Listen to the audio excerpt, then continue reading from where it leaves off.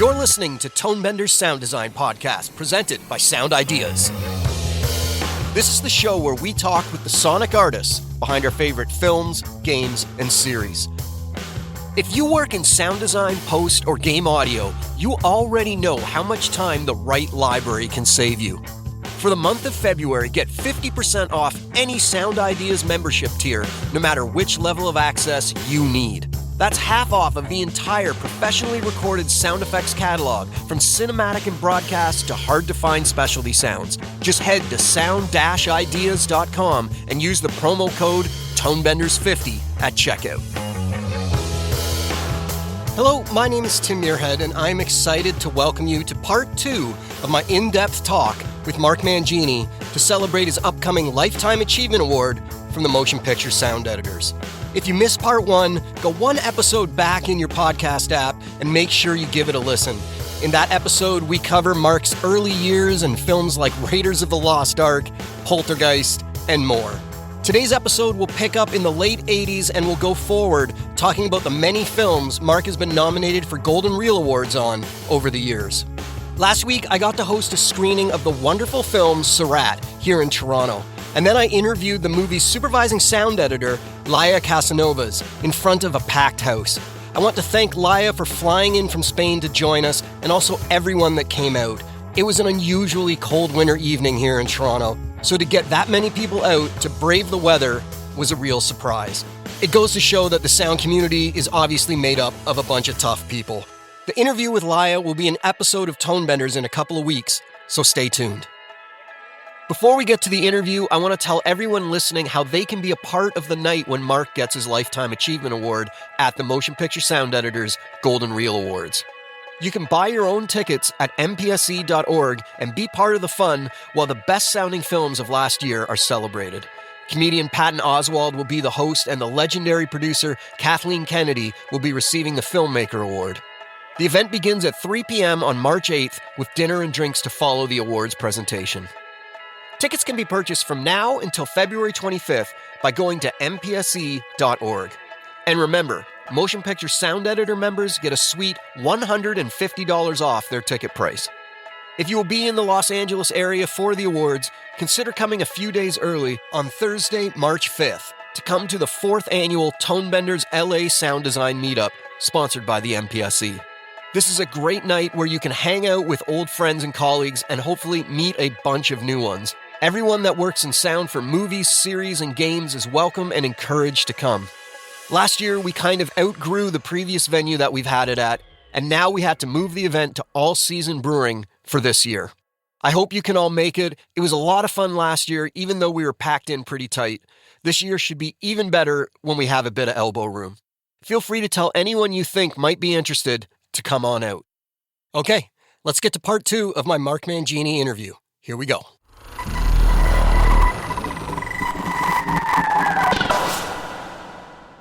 Moving along, we have another kind of science fiction movie. We might kind of jump ahead a bit. Am I talking too much about You're all not these? talking too much at all. There's just a lot. You've been nominated a lot of times. Inner Space was a big movie for me because it was on HBO like every 30 seconds for a while. No, I didn't know that. Yeah, so when I was, I'm a bit younger than you. When I was, in my early teens, it was on all the time. This was a movie about Dennis Quaid, instead of going into outer space, being shrunk down to microscopic size and being put inside a human body. Yeah, I remember. Funny you frame it that way because the movie bombed at the box office, and the post-mortem from the studio was that in the poster, they said that, and they believed that the public had trouble with the idea of a small man being inside the body of another man. There was like a sociological something. Anyway, they had high hopes. We scored in the 90s at audience previews, and everybody is slapping each other on the back. This is going to be great. And it did very poorly. But again, another great collaboration with Joe Dante, where I got to make the sounds of inside the body, and I learned how to, for example, here's a fun factoid for the listeners of the MPSE. I had to record like heartbeats and lungs and organs and stomach growls, and I couldn't figure out a way to record those. I read somewhere that the diaphragm in a headphone is the same as the diaphragm in a microphone. I never went to film school or audio school, so I didn't know any of this. And so I thought, microphone, and closed capsule. So I did my first heart recordings and stomach recordings and lung recordings by taking the cup of one of these 7506, the Sony 7506s, and I placed it. And so it takes out all the ambient sound wherever you might be and gives you a super focused sound on your heart or your stomach. I got some great gurgles and some great lung breathing. And that was just a cool technique. I mean, they're not super high fidelity, but they make up for it by sort of enclosing the microphone itself so you're not subject to ambient sound around it. So that was kind of cool.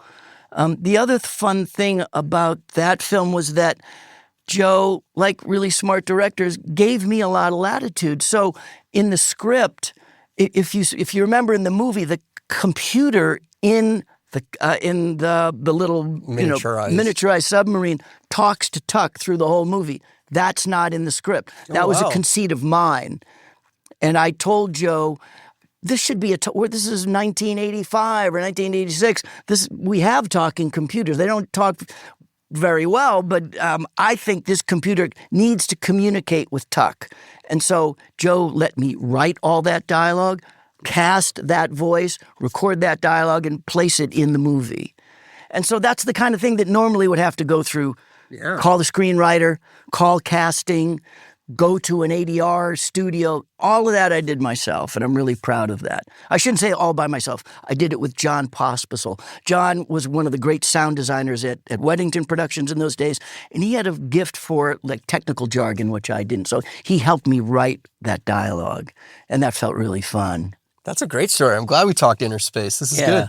Let's jump ahead to 1992, Beauty and the Beast. Oh, boy. Yeah, another all-time classic. Oh, man, what an amazing movie. All right, so I'm going to tell you stories of failure today. Today Excellent. I love that. My goal is to land on failure.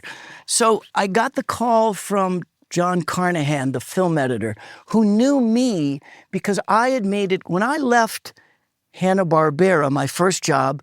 My goal was to be Jimmy McDonald. Jimmy McDonald was the sound designer. He was the Ben Burt of Disney animation. He did all the sound design and all these great prop fabrications for decades for the studio, and he was one of a kind. He had a unique sonic voice like no one else, and I thought, that's who I want to be. And I circulated that in our community for years. That ambition. That ambition, exactly right. And John must have heard it because I didn't know John.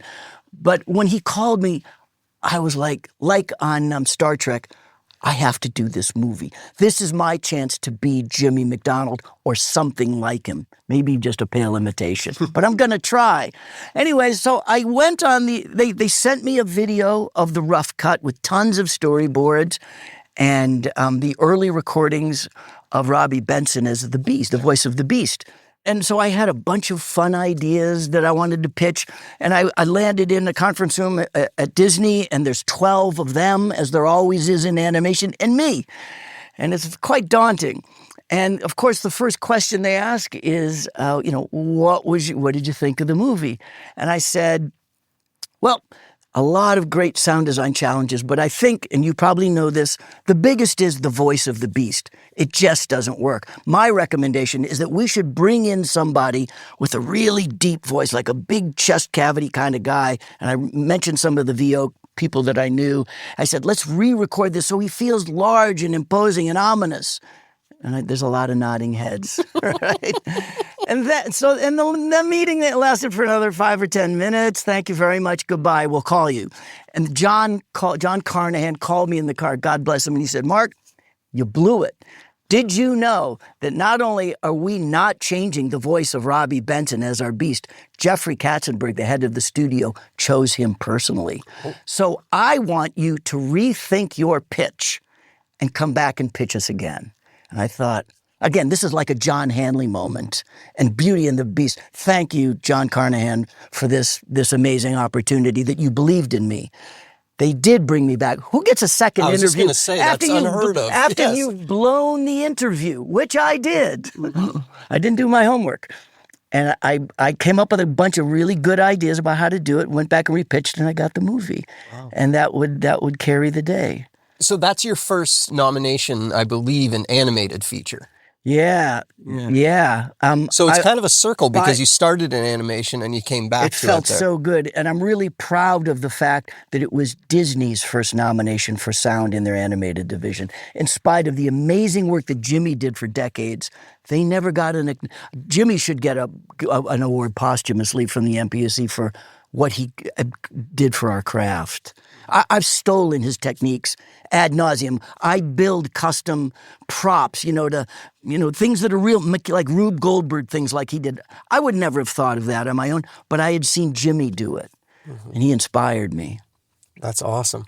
Well, I'm hoping that this conversation can be equally inspiring for some of the listeners. I hope so too. So then, right away, the next year, you're nominated again for Aladdin, another animated film. Yeah, boy, was Aladdin fun. The joy of Aladdin was making a funny movie.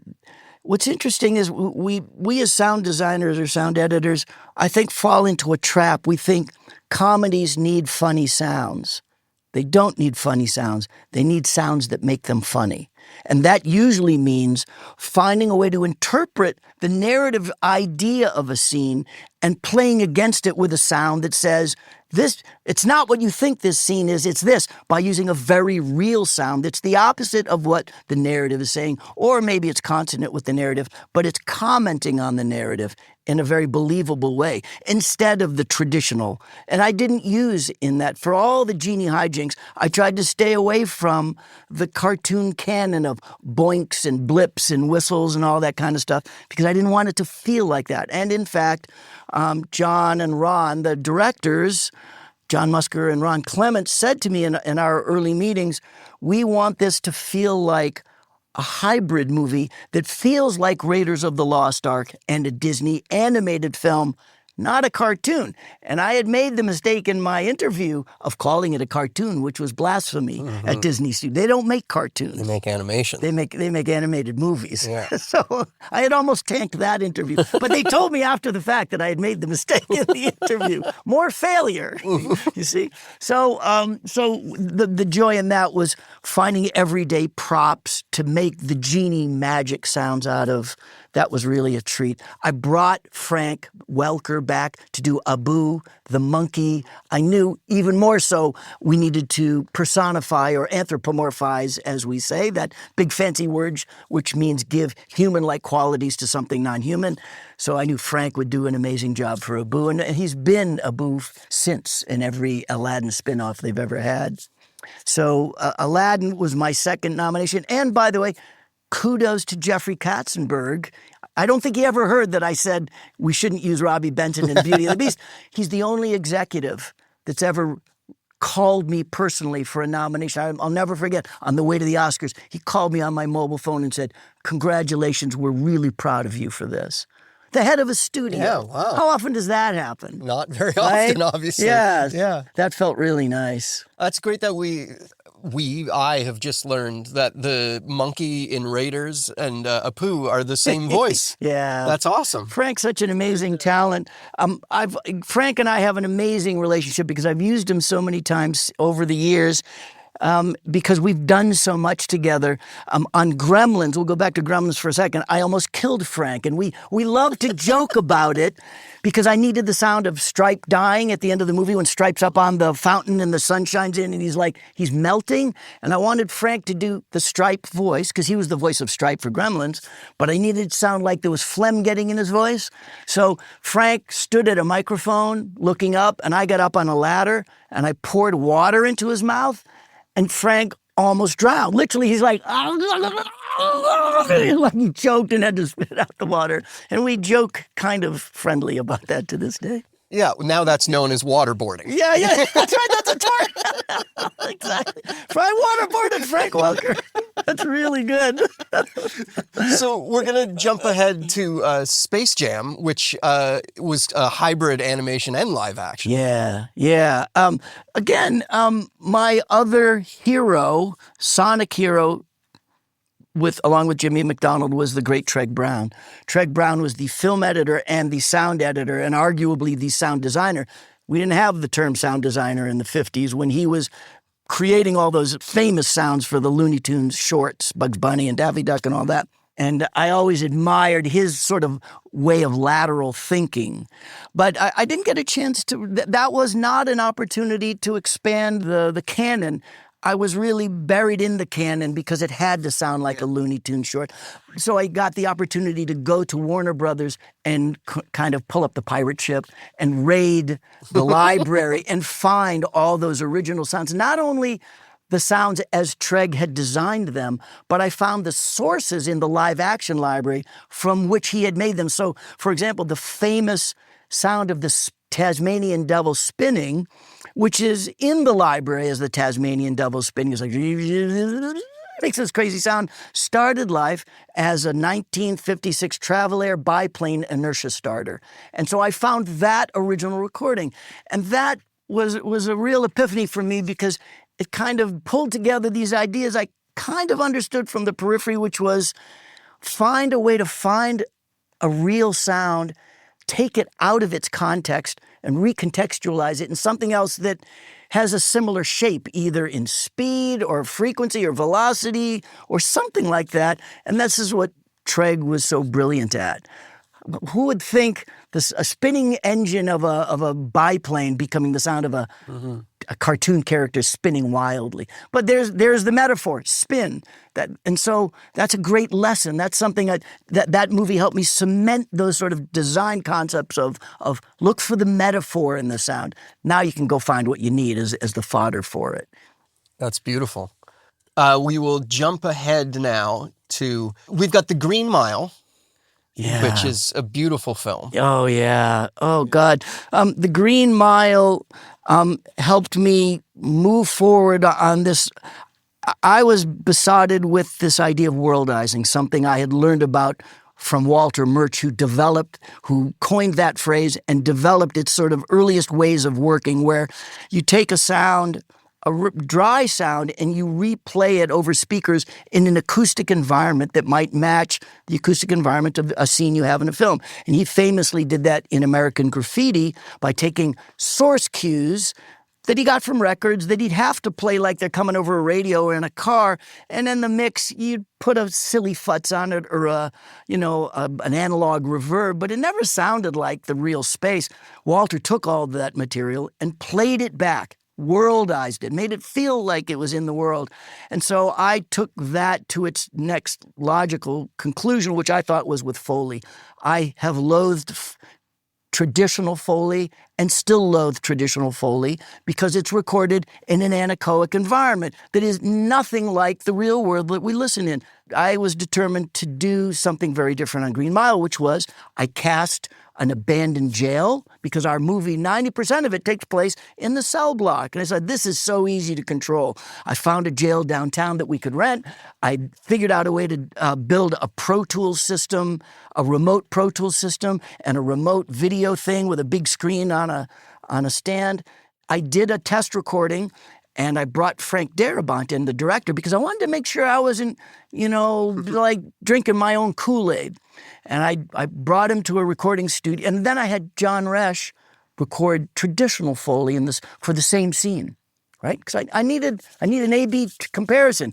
And we brought Frank into a studio, and we didn't tell him. I just said, I want to play you some sounds, and I want to see which you like better. Here's one, here's A, here's B. And I didn't say which is which. I said, which do you like better? And he pointed to the worldized material. He said, it's obviously better A because it feels like it's in that space. That answered my question. So I was preparing to go downtown and build this thing when the producer called me back and said, we still have the Green Mile sets standing in a soundstage at Sam Goldwyn Studios. And by the way, we built them to spec. Those bars on the jail cells, that's real iron. It's not paper mache like a set decorator. Those floors, we poured real concrete. And so I thought, this is the way I'm going to do it. And God bless John Resch, my hero. I've done so many great movies with him. He let me take him out of his comfort zone. He had been sitting in that Foley stage for decades, but he wanted to try something really different. And he helped me set this up. And he built a remote recording rig, and he built a movable screen, and he figured out a way to do the whole movie remotely on the Green Mile sets. If Coffee walked down the mile, John walked away from the microphone for 50 feet and got all, not just real acoustics, but real acoustics of the actual space on screen. And prop department gave us all the props. We got batons and handcuffs and the shoes they wore. So John wore the shoes that Tom Hanks wore on set. So we tried to get as close to, reality as possible. And man, when you played the effect stem, it was literally like you took one of today's AI tools and sucked out the dialogue. It felt like production. And that to me was like, yes, that was a win. That's awesome. Yeah, really proud of that track. It was this film that followed up The Shawshank Redemption. Yeah. Which was not a hit at the beginning, but grew and is now obviously... one of the great films of all time. Yes, exactly. Yeah. And so there was really high expectations for that film. And it's based on Stephen King's story. Yep. And I went out and got the book and read it ahead of time because I was so pumped about this. Yeah. And it was one of those things where you sit in the theater and it lived up to what you were hoping in your brain. Yeah, it was good. It did well, and it was satisfying. I think it's a really great film. Yeah. There's so much good sound work in that film. I remember Howell Gibbons went out. He knew of an abandoned Army training facility that had an underground bunker, and he went and recorded empty concrete spaces for me at this abandoned Army bunker just to get authentic, quiet atmospheres. We did so much cool stuff. Got a shout out to Eric Lindemann. Eric Lindemann, I can't take credit for it. Again, Frank made a very bold decision. The very first electrocution, when we sent Bitterbuck to his death, Indian prisoner, American Indian, Frank said, "This is our first electrocution, and I want the audience to feel it. No sound. No music, no dialogue. It's all on you." And I started recording all sorts of great sort of raw materials of sparking sounds, putting electrodes together with batteries and stuff like that. And I got some raw elements together, but it came to life when Eric Lindemann, who was one of the sound editors on it, made it come. He pulled things from his library and he put like monkey screams underneath the electricity zaps, and it made it so horrifying. I've never heard anything like it. Props to Eric for bringing that scene to life. Well, to death. Nice. Yeah, that scene was an alarming thing to sit through for sure. Yeah.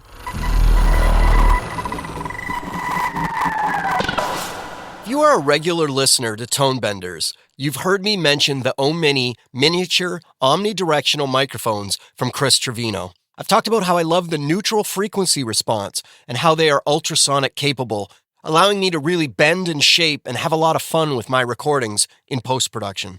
Each pair of mics is handmade by Chris Trevino, a practicing field recordist and a really engaged member of the sound community.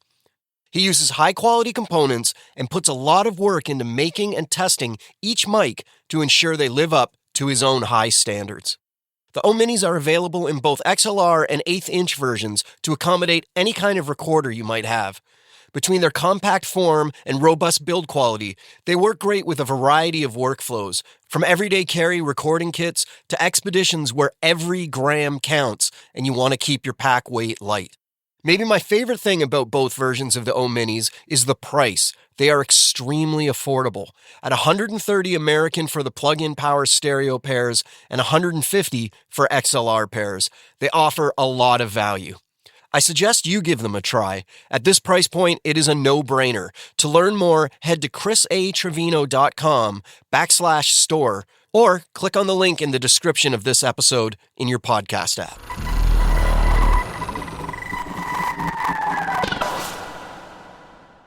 We're getting closer now. We're getting to Mad Max Fury Road. Okay. And there's a story that you've told me before, but I'd like to include it in this episode as well, about how the testing went. Oh, yeah. Before and after you changed the sound. Yeah. This is a really vital story and should be uplifting to our entire community. Because all my life, I think we buoy ourselves in our careers that what we do makes a difference, but we have no proof of it. And we convince ourselves, we drink our own Kool-Aid, but we never get the props for it. Directors and producers never say, this movie would be nothing without what you did. But I got the closest I think we will ever get to scientific proof, and this is that.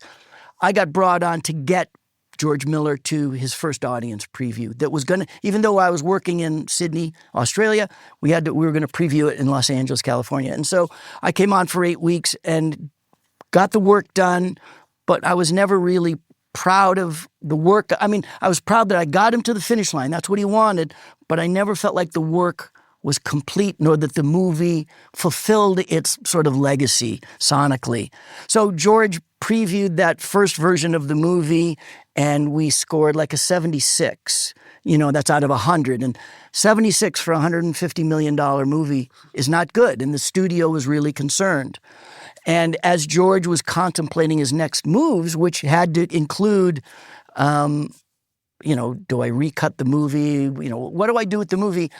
I wrote George a very passionate letter imploring him to rethink the sound on my behalf because I didn't think it reached its potential and I wanted to redesign the whole movie. And I sent him 3 pages of notes on the story beats that weren't being supported by sound and where I just thought, scene by scene, beat by beat, it's very detailed about what I wanted to do and how I was going to do it.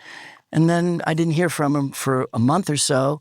And then he responded, and I said, by the way, I also want to bring it back to Los Angeles because I have crews that I know who can implement this in the time frame we have, should we have the time to do it. And he agreed, and we brought the movie back to Los Angeles. We redesigned the whole movie, including, and Scott Hecker, I got to call out Scott Hecker for this, an amazingly huge part of that redesign. And what's interesting about that, why you're asking me to tell the story, is that George opted not initially to recut the movie. He made, as directors do, he took 2 frames off of a close-up, but everything else was the same. The score didn't change. The edit did not fundamentally change. I mean, we got the odd visual effect back in that cleaned up a mat or something, but it was essentially the same movie, so I was getting the opportunity to do an A-B comparison that we never get. But all the sound design had been redone. Everything was redone. And again, shout out to Chris Jenkins and Greg Rudoloff, the greats, for this amazing mix. And we finished that mix, spent about 3 weeks on it, re-previewed in LA 8 weeks later, and the movie scored an 86. What does that tell you? Controlling for all other variables, the edit, the color, the music, the significant aspects of a movie's presentation, sound changed, and we got approximately 8 points higher. Now, there are accountants at studios who look at those numbers and know that for every point you get, that's X tens or hundreds of thousands of dollars in box office. So here this is like a fairy tale that I like to tell, that I have proof, if no one else. It's not scientifically controlled. It wasn't an A-B-X comparison, as scientists like to do. But I had the proof I needed that what we do makes a difference. It makes a difference at the box office where it matters. Well, and it makes a difference to the audience. Like it's not just that they're giving the money. It's that movie went from being an action movie to an important film. Yeah. Sound was a big part of it. Boy, that was an amazing... I was on Fury Road for, I think, 13 months. It was a long run, 75 days of final mixing. Wow. Well, speaking of lots of final mixing, I feel like Dune had a similar schedule. Yeah, Dune I was on for 14 months, but we didn't mix it as long. We final mixed for about 6... We pre-mixed for about 2 or 3 weeks for dialogue, 2 or 3 weeks for effects, and then about 4 or 5 weeks for final mix, and then revisions, as we always do. So that was pretty lengthy mix, but maybe only on the order of like 30 days of final mix or something like that. The studio, for that second audience preview... This is going back to Fury Road? The studio brazenly brought on a second editor because they said to George, the chutzpah, they said to George, it's too Australian. American, because all the characters were Australian, and they wanted to revoice a bunch of characters with American accents. I know, I see you're grimacing. Tim is grimacing with his hand over his head, like, oh my God, right? Isn't this what studios do? And we did side-by-side previews, and of course, George's version won the day and got the better score, and they gave up on that silly idea. Why am I telling? Oh, I know why. So in similar fashion, the studio attempted to impose its its mandate of getting a PG-13 for the film. And they told George he had to take out a bunch of the like blood and guts and gore, such as it is in that film. And he didn't want, I don't remember if George had final cut or not, quite honestly. I want to believe that for some reason, the studio had some kind of authority to do that, maybe legally, but not morally. And so the studio hired an editor to take out the blood and gore, and George hated the cut. And when they relented on that, George went back and, in fact, redid any visual effect that had a gunshot on it. He put a blood spurt on it. Just to poke his finger at this. I'll show you how we're going to make this movie. The two most recent nominations that you have are a bit of a 90-degree turn. They're both documentaries. Yeah. So that would be Goodnight Oppie and 32 Sounds. 32 Sounds we did in a full episode. Yeah. And I want to tell you a great story. Please. I have a friend who I've played men's league hockey with for 25 years. And he's a complete jackass, but he's one of my best friends. Does he know who he is if he hears this? He knows. But just like 2 weeks ago, he wrote me and said, I found a film you have to cover for your podcast. It's one of my new favorite films. It's called 32 Sounds. Wow. And obviously, I've already talked to you about it, but I just wanted to let you know, it's someone that's not in the sound world at all. Oh, you made my day. I'll tell Sam that. Yeah, I hope you do. Sam and I have become good friends now. I'm on his next film. Great. As we speak. And speaking of next films, is that the oldest person in the world? Yeah. Yeah. Yeah, it's really good. I guess maybe we can't talk about, I don't know when the release date for that is. They don't have a distributor yet. They're showing it Sundance, and then they're hoping to have like a bidding war and have distributors fight for it. And then you're also working on, I got to say this correctly so it doesn't get censored on my own show, but Bucking Fastards, is that? Bucking Fastard. Yeah, for Werner Herzog. Yeah. Boy, what a treat that is. What's it like working with Werner Herzog? Well, I'll tell you, it's been such a joy. I've done 2 other films. I did another doc for him about volcanoes, and I did another narrative film. This is my 3rd film with Werner, so I kind of knew what to expect. But the joy of working with Werner, and perhaps the danger, is that, I'm sure you've seen him speak. We've all heard Werner speak, and he's an extremely exacting human being. Given his breadth of experience, he knows exactly what he wants. And that should be terrifying. But Werner, on this one, I guess we've developed a trusting relationship. He handed me the film and said, I'll see you at the mix. And we didn't even spot. Werner Herzog. And this empowered me in a way I'd never felt before. I've all the typical anxieties that I have before I start a film, and I have anxiety on every film on day one, kind of melted away, and I found myself sitting down. I cut it all myself. I cut all the sound. Fred Perregano cut all the dialogue. And I just felt free. I felt like this is Werner Herzog. He values he hired me for my input, so I'm going to give it to him in ways that he never anticipated. And he would come to the mix. And this is how certain Werner was. We did a 1-day mix, no pre-mixing. We final mixed and deliverables in 1 day. All we did is we sat down with Werner at 9 a.m., hit play. Hour and a half later, he said, okay, let's go to 5 minutes, 33 seconds. Let's massage this. He had 5, 6 notes. We're done. Bob's your uncle. Just like that. And all along the way, he would stop. And this is something directors don't do. I didn't get criticism notes. I got love notes, what I call love notes. Yeah. He'd stop and he'd say, I really liked what you did here. I never expected that, but this is really good. I can't do a Werner accent. Well, I was just going to say, I can't even imagine just like having a conversation because his voice is so iconic. Like just having him telling you what kind of coffee he wants or something like that would be bizarre, I would think. I have recorded so many sessions with him, and he's got such an iconic voice. And being with him is like being in film school because he doesn't waste time. He's an extremely efficient person, and everything that he says is a concept or an idea that you'd probably learn in film school. And it always starts with the sort of narrative importance of why something's happening. And so it's just a joy. Sometimes I'm pinching I have to pay attention because I stop because Werner just starts talking. And he'll tell a story about a doc he made 40 years ago and a funny story about, I don't know.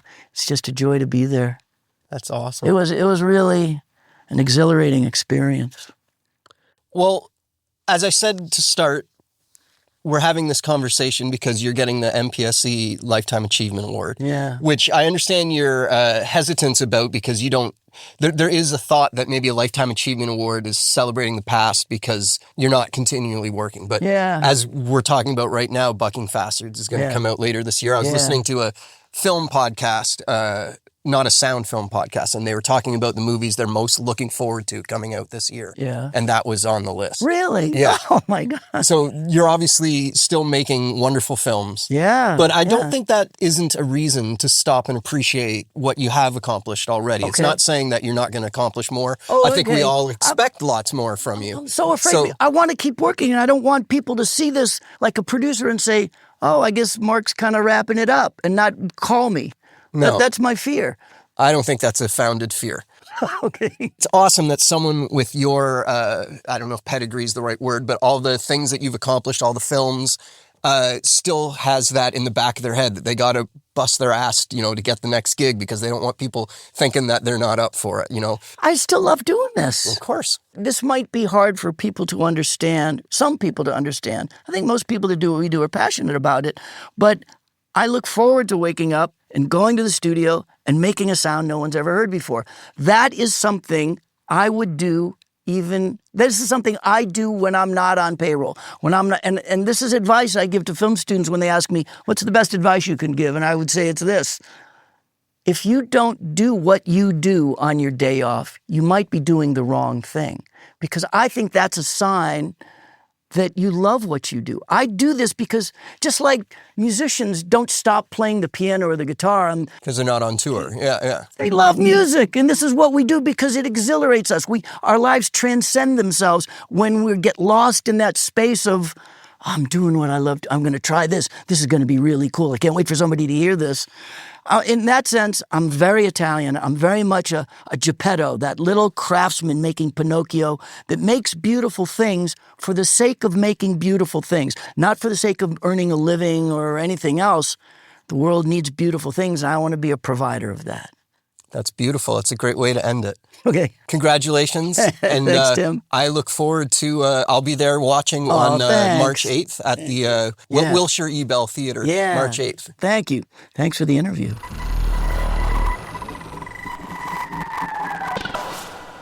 Big thanks to Erica and the whole team at Formosa for letting us use their beautiful Stage 6 mix room at their Hollywood location.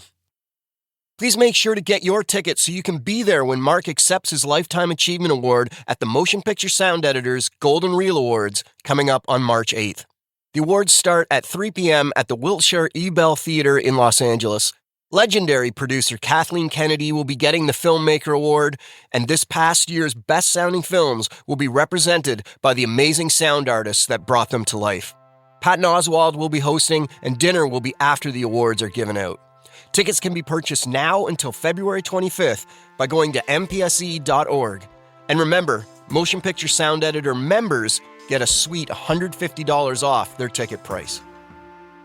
If you're planning to be in Los Angeles for the awards, consider coming a few days early on Thursday, March 5th, to go to the 4th annual Tonebenders LA Sound Design Meetup, sponsored by the Motion Picture Sound Editors. This is a great night where you can hang out with old friends and colleagues and meet a bunch of new ones. Everybody that works in sound for movies, series, and games is welcome and encouraged to come. Last year, we kind of outgrew the previous venue, and we've now moved it to all-season brewing this year. I hope you can make it. It was a lot of fun last year, even though we were packed in pretty tight. This year should be even better with a bit of elbow room. Please feel free to tell anyone you think might be interested in coming out. Thanks for listening, everybody. My name's Tim Muirhead. I'll talk to you soon. If you work in sound design, post, or game audio, you already know how much time the right library can save you. For the month of February, get 50% off any Sound Ideas membership tier, no matter which level of access you need. That's half off of the entire professionally recorded sound effects catalog, from cinematic and broadcast to hard-to-find specialty sounds. Just head to sound-ideas.com and use the promo code TONEBENDERS50 at checkout. Tonebenders is produced by me, Timothy Muirhead. Theme music is by Jim Guthrie. You can reach me via email through info@tonebenderspodcast.com. Follow Tonebenders on Instagram to stay on top of new episodes. If you like the show, you can help us out by spreading the word to your friends and colleagues, or leave us a tip. Just go to tonebenderspodcast.com and click support.